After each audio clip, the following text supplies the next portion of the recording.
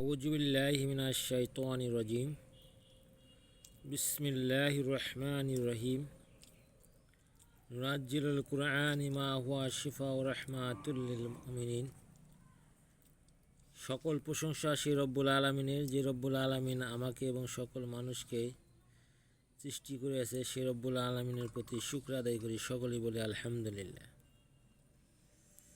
প্রিয় দর্শক ভাই ও বোনেরা, আজকে আমি আপনাদের মাঝে নতুন একটি আমল নিয়ে হাজির হয়েছি। আল্লাহর 99 নামের মধ্যে একটি নাম, যে নাম দ্বারা আপনি যে কোনো সমস্যা থেকে মুক্তি পেতে পারেন। এখানে দেখতেছেন সর্বপ্রকার মন্দ স্বভাব হইতে বাঁচিয়া থাকার আমল।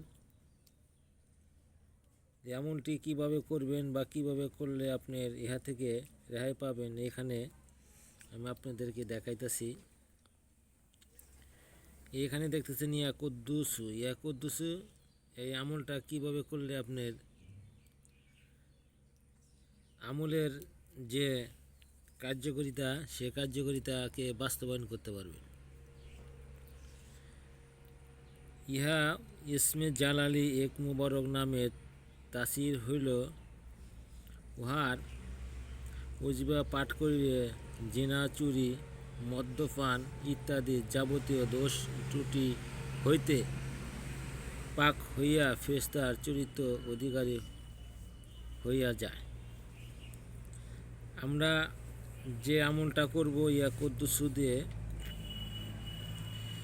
কুদ্দুসু দিয়ে আপনার পরকীয়া এবং যে পুরুষ নষ্ট হয়ে গিয়েছে বিভিন্ন মানুষের সঙ্গের মাধ্যমে, বা কোনো সন্তান তার পিতামাতার কথা শুনতেছে না, বা কোনো মেয়ে তার কথা শুনে না, সেই জন্য ইয়া কুদ্দুসু আমরা পাঠ করব, যাতে আমাদের সন্তান বা স্বামী বা স্ত্রী এরকম যেন কথাগুলো মানে বা শুনে। এই আমলটি কীভাবে করবেন বা কিভাবে করলে আপনার আমলটা কার্যকারী হবে, সেটা আমি সরাসরি আপনাদেরকে বই থেকে দেখাইতেছি, দেখবেন এবং স্ক্রিনশট মেরে রেখে দেবেন, যাতে আপনাদের পরবর্তী এই তদবিরটা করতে সহজ হয়। যারা আমার চ্যানেলটাকে সাবস্ক্রাইব করেন না, সাবস্ক্রাইব করে দিবেন।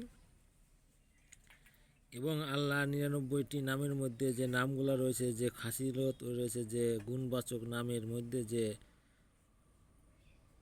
আল্লাহ তাআলার রহমত লুকিয়ে রেখেছে, সেই সম্পর্কে আপনাদেরকে সরাসরি বই থেকে দিব, যাতে তার গুণ সম্পর্কে এবং তার নামের উসিলা করে সকল কাজকে আপনারা সহজ করে নিতে পারেন।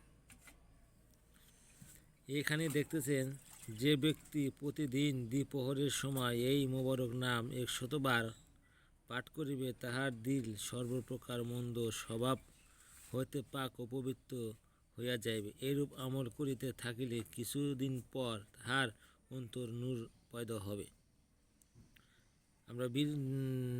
আমরা দীর্ঘ সময় দেখে আসি বা শুনে আসতেছি যে স্বামী পরকীয়ায় লিপ্ত, স্ত্রী পরকীয়ায় লিপ্ত, মেয়ে ও সন্তান বিভিন্ন সময়ে বিভিন্ন ফিতনা ফাসাদের সাথে জড়িত রয়েছে। তাদেরকে কোনোভাবেই ফিরানো যাচ্ছে না বা আনা যাচ্ছে না এই ভালো পথের দিকে। তাহলে আপনি কি করবেন? এই আমলটি আপনি ঠিক যেভাবে দেওয়া রয়েছে ঠিক সেইভাবে পাঠ করবেন। এইভাবে পাঠ করলে অবশ্যই আপনার কাজটা স্বয়ংসম্পন্ন হয়ে যাবে। আপনারা কথাগুলো বুঝতে পারছেন, আর স্ক্রিনশট মেরে রেখে দেন, যাতে আপনাদের কাজে লাগে। আসসালামু আলাইকুম।